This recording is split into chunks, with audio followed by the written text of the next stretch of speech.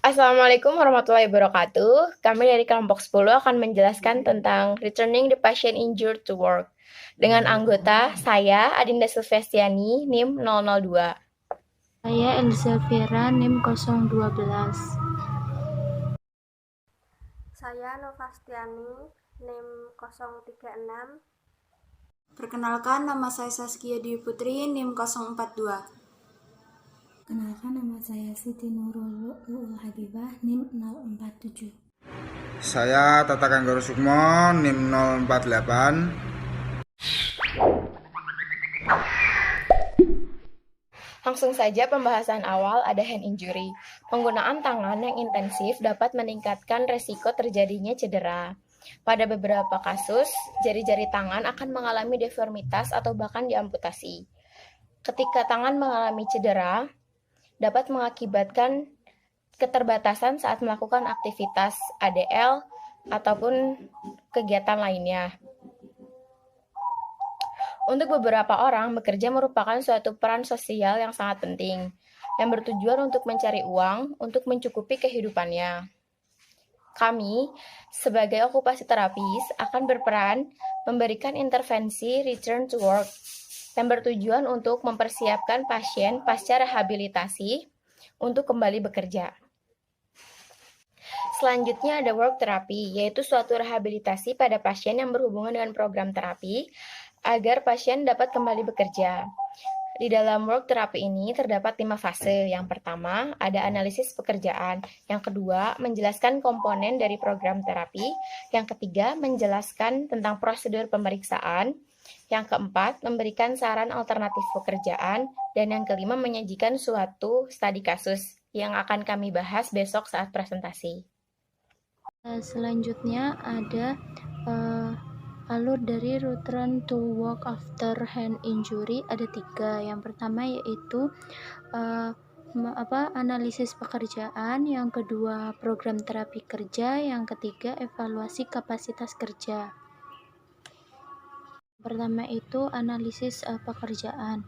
Tahap pertama mempersiapkan pasien yang mengalami injury agar dapat kembali bekerja. Terapis melakukan analisis pekerjaan, yaitu yang pertama itu ada wawancara pasien.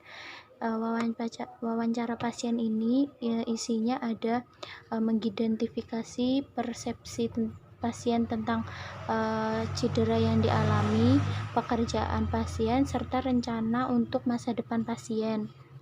Selanjutnya yaitu membangun hubungan dengan pasien dan menentukan keterbatasan karena cedera. Selanjutnya yaitu ada deskripsi dari jenis tuntutan fisik yang terlibat dalam pekerjaan tertentu, dan frekuensi tuntutan kinerja dapat dilihat dari tabel tuntutan fisik yang menjelaskan arti yang digunakan dalam penilaian. Nanti di bawah itu ada tuntutan fisiknya. Tujuan dari wawancara ini adalah untuk mengetahui apakah klien memiliki keinginan untuk bekerja kembali atau tidak. Setelah ada wawancara pasien yang pertama tadi, yang kedua itu ada kontrak pekerjaan. Kontrak pekerjaan selama fase awal program pengobatan berfungsi untuk menjalin komunikasi antara terapis dengan pimpinan perusahaan. Pendapat pimpinan perusahaan apakah pasien dapat dipekerjakan kembali untuk bekerja. Jadi di sini tuh tugas terapis itu menjalin hubungan dengan pemimpin perusahaan di mana si pasien ini bekerja. Terapis menanyakan apakah si pasien ini masih bisa dipekerjakan kembali di perusahaannya.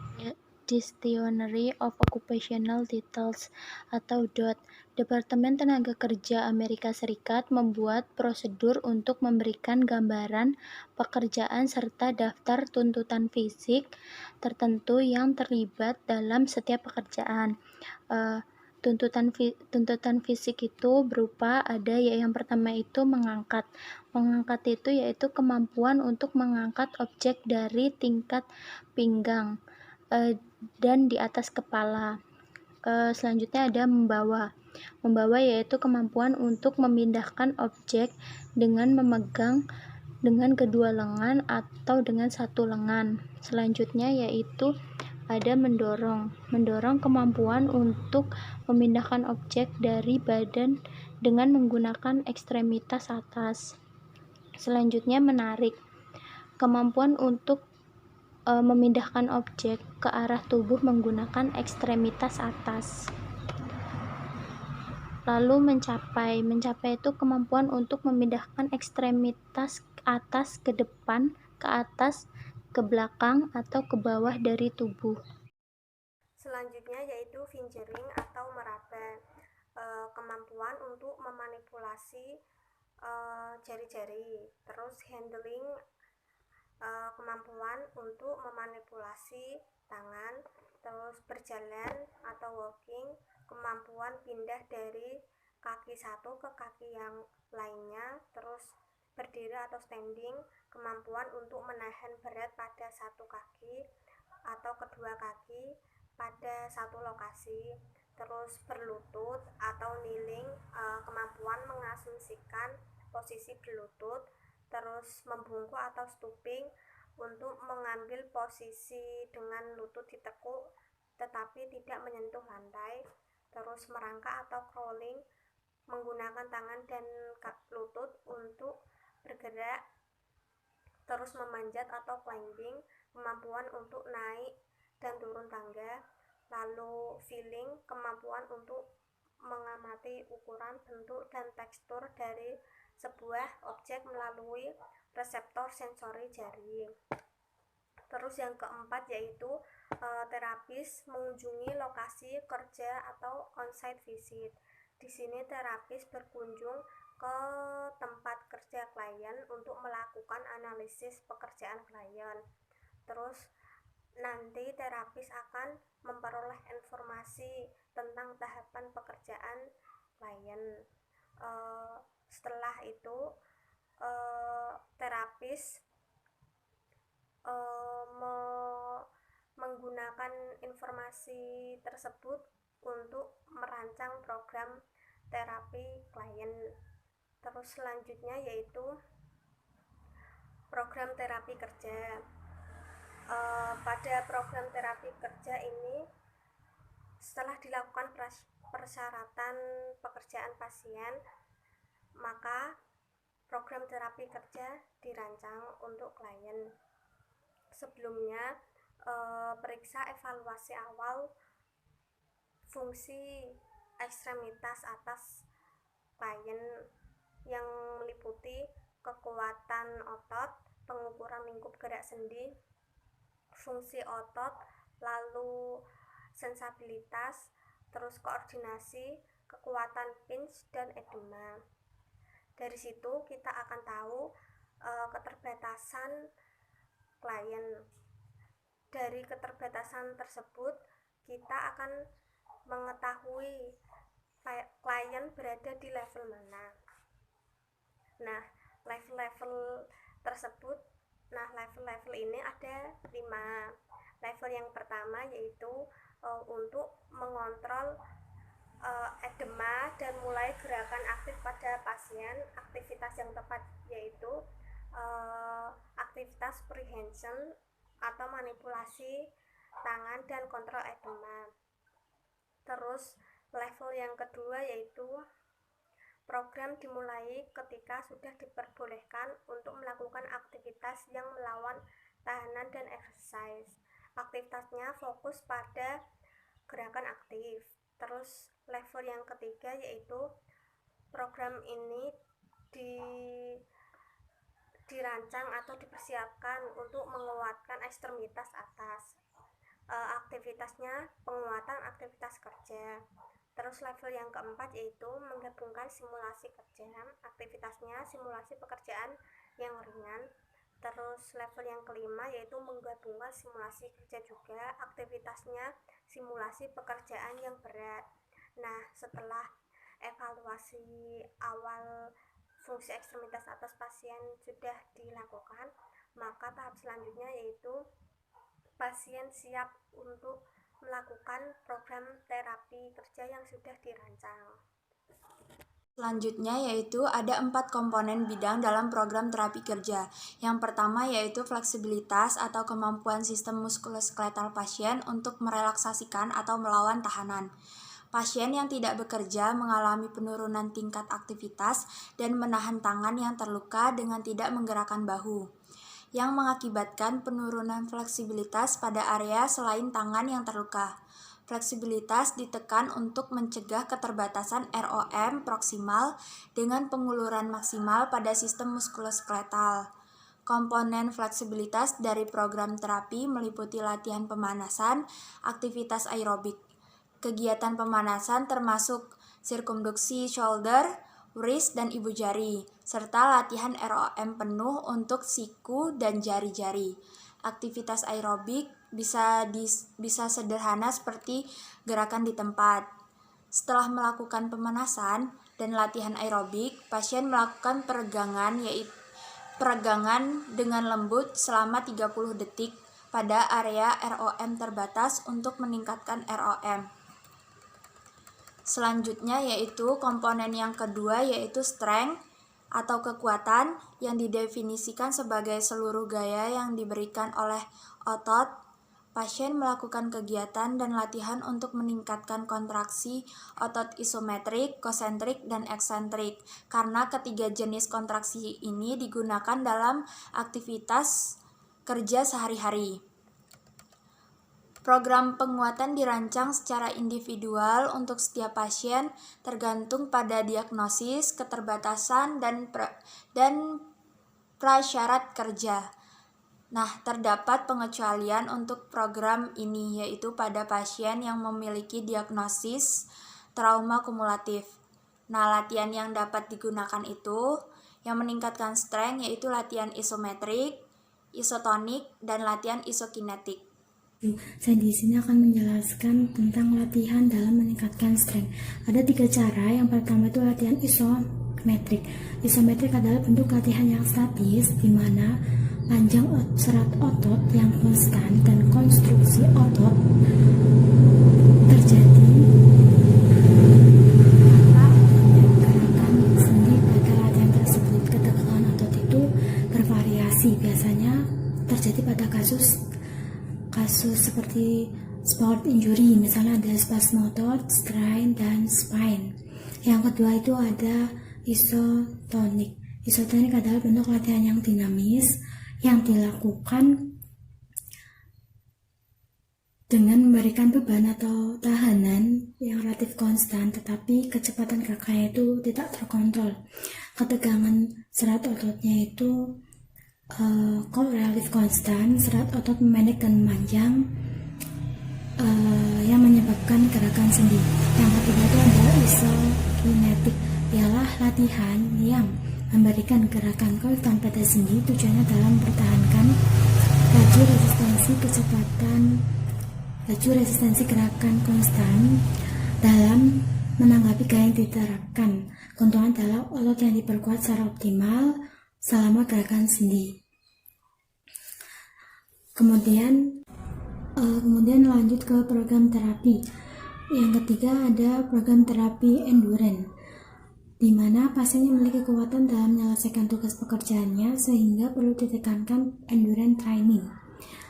Pelatihan untuk menyelesaikan tugas-tugas tertentu ketika pasien memiliki kekuatan, koordinasi, dan gerakan dalam menyelesaikan satu pengulangan tugas, satu pengulangan waktu, dan satu pengulangan aktivitas kerja yang meningkat setiap saat.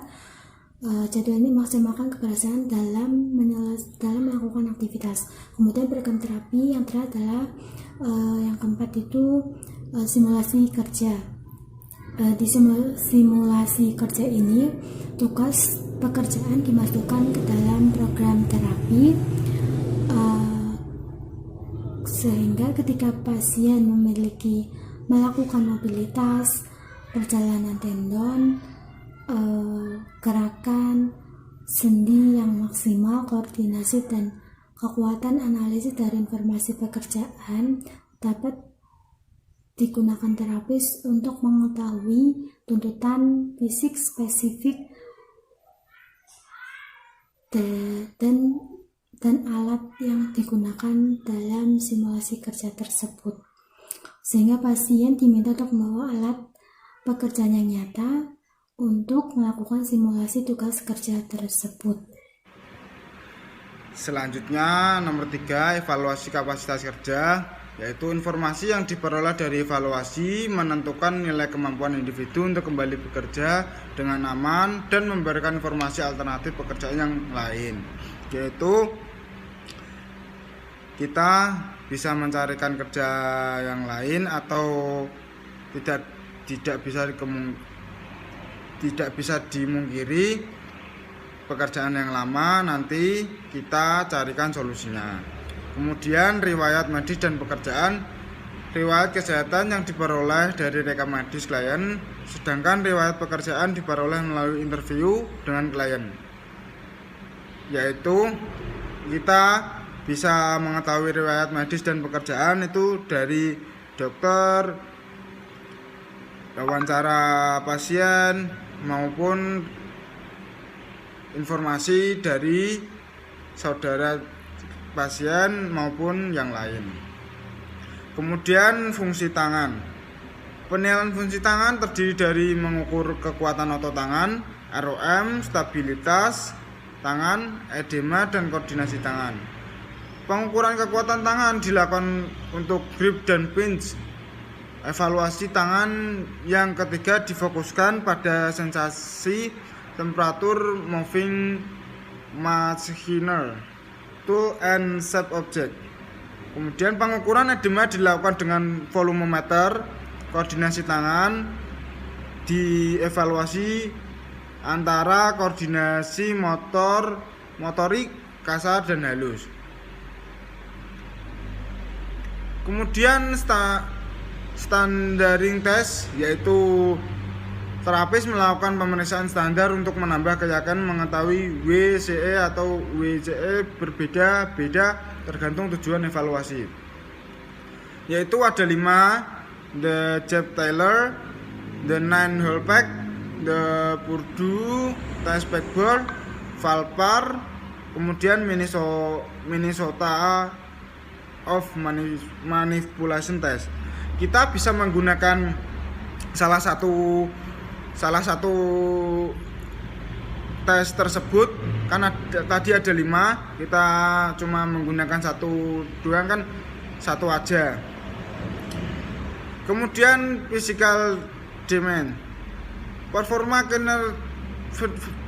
kerja klien dapat diketahui melalui observasi pada pasien mendemonstrasikan pekerjaan.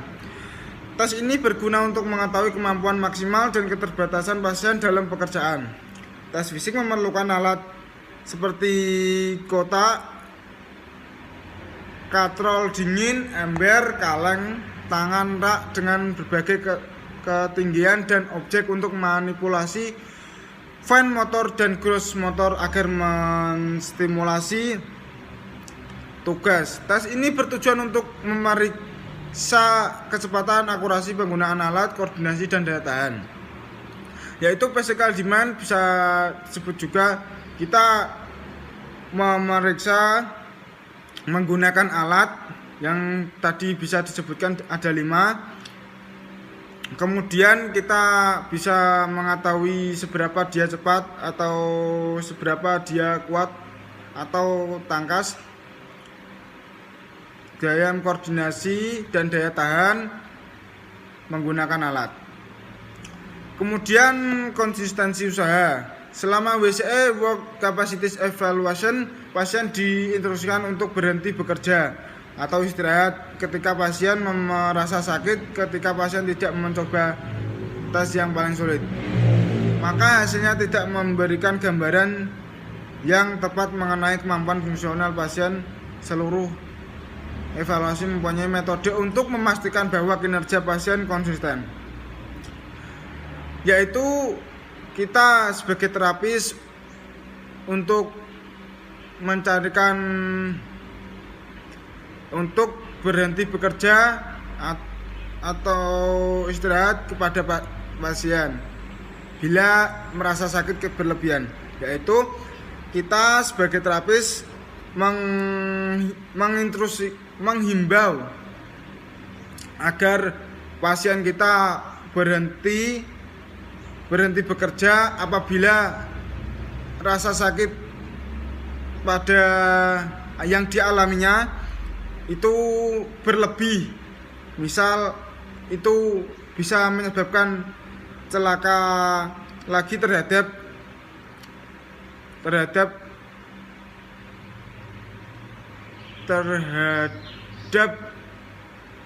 cederanya. Kemudian hasil evaluasi. Jika klien mampu melakukan pekerjaan secara mandiri dan tanpa gejala atau ketidaknyamanan, maka klien mampu kembali bekerja. Klien dapat kembali bekerja paruh waktu selama 1-2 minggu dan meningkat menjadi pekerjaan paruh waktu. Yaitu hasil evaluasi,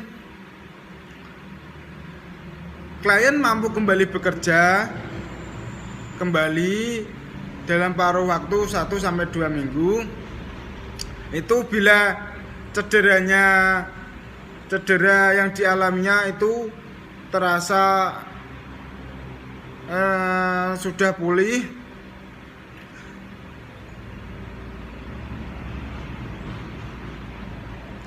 dan meningkat menjadi pekerjaan paruh waktu.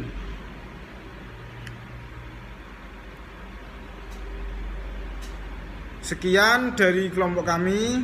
Wassalamualaikum warahmatullahi wabarakatuh.